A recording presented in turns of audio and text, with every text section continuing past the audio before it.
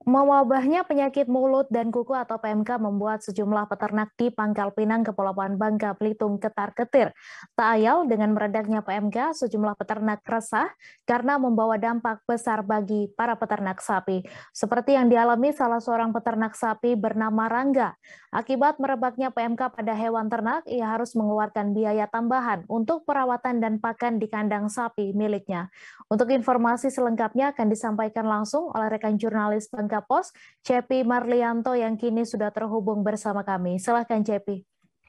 Ya, baik, terima kasih rekan Mei dan Tribunas. Memang mewabahnya penyakit mulut dan kuku atau PMK memang membuat sejumlah peternak, khususnya di Kota Pangkal Pinang, Provinsi Kepulauan Bangka Belitung, ketar-ketir.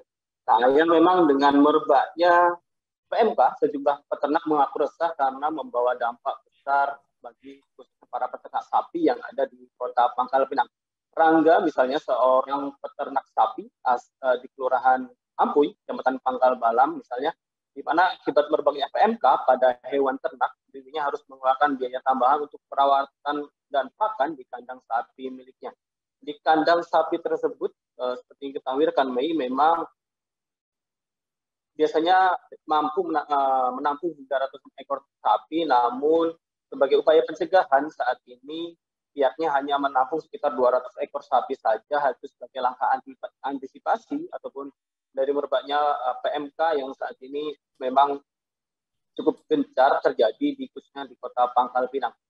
Selain itu memang sebagai langkah antisipasi, para peternak sendiri memang hingga merogoh kocek hingga puluhan juta, hal itu untuk melakukan pembersihan ataupun melakukan perawatan kepada sapi-sapi agar supaya benar-benar diperhatikan. Bahkan perawatan ekstra memang harus dilakukan selama merebaknya PMK kepada hewan ternak sapi seperti sapi dan kambing. Hal itu supaya sapi-sapi miliknya masih bisa laku untuk dijual. Yang sendiri mengaku memang perawatan terhadap sapi lebih ketat dibandingkan dengan sebelumnya, di mana pemberian vitamin hanya diberikan pada saat sapi baru datang dari daerah asal, namun saat ini pemberian vitamin kepada sapi sendiri diberikan sebanyak 1 kali selama 2 hari. Selain itu juga diberikan nutrisi lain seperti jamu, hal itu untuk mencegah merebaknya PMK pada sapi. Selain itu juga antibiotik juga turut diberikan kepada para sapi yang ada di kandang tersebut, hal itu supaya PMK tidak merebak kepada ataupun tertular kepada sapi-sapi yang lain. Memang khususnya di peternakan tangga sendiri setidaknya sudah ada sekitar beberapa sapi yang mengalami gejala awal PMK, namun sampai saat ini juga sudah mulai membaik, itu akibat dengan perawatan yang rutin dilakukan itu.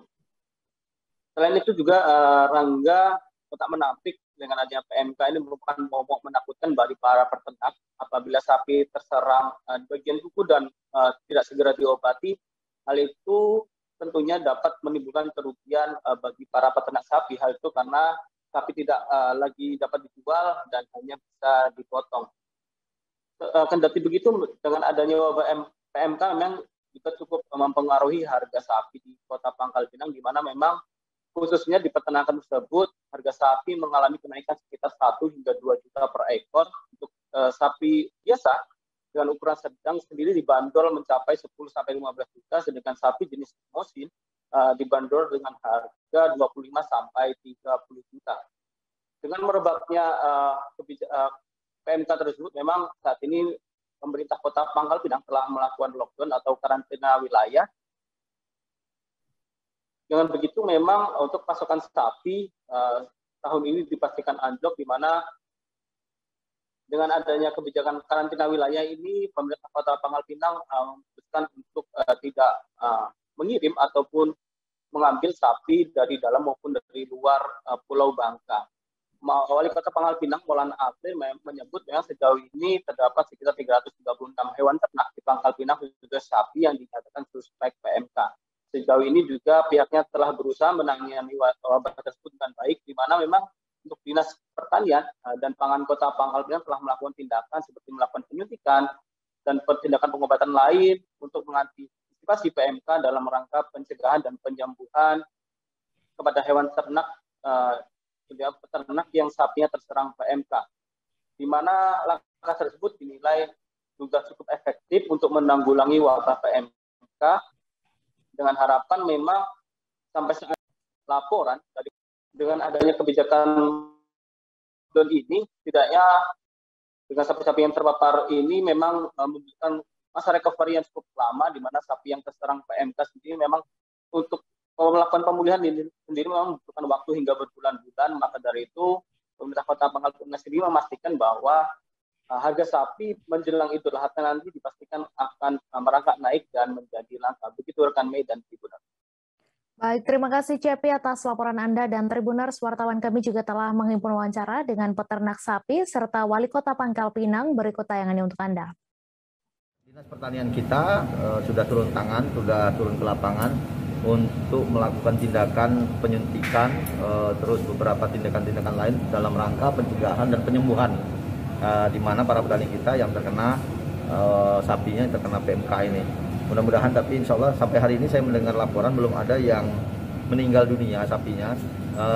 Artinya kan ini bisa kita atasi dengan baik. Memang tingkat penularannya sangat tinggi. Kita sudah lockdown untuk Pangkal Pinang yang tidak menerima lagi sapi-sapi dari luar sampai ini dinyatakan aman oleh pemerintah. Untuk antisipasi Idul Adha sendiri seperti apa Pak Wali? Untuk kan masih panjang nih waktunya, tapi kita kejar bulan ini juga, kita kejar semua ini sembuh. Tapi mungkin ya perkiraan ya harga sapi akan naik ini, harga sapi akan naik di saat Idul Adha nanti karena stok sapi dari luar tidak boleh masuk sampai sekarang.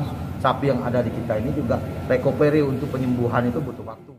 Perawatan sendiri sekarang ini lebih kebanyak ngasih vitamin sih untuk sapi ini, yang menguatkan imunnya juga. Berarti berbeda jauh dengan kondisi sebelum ada PMK untuk perawatannya Pak ya? Kalau biasanya kalau hari biasa itu cuman kalau vitamin itu kayak sapi baru datang aja, kehilangan stres. Kalau sekarang bisa 2 hari sekali vitamin. Ya, dan juga minumnya ini dikasih tetes tebu itu ya, jadi ya kalau nggak makan dia bisa kayak ada isi lah di tubuhnya. Terima kasih sudah nonton, jangan lupa like, subscribe, dan share ya.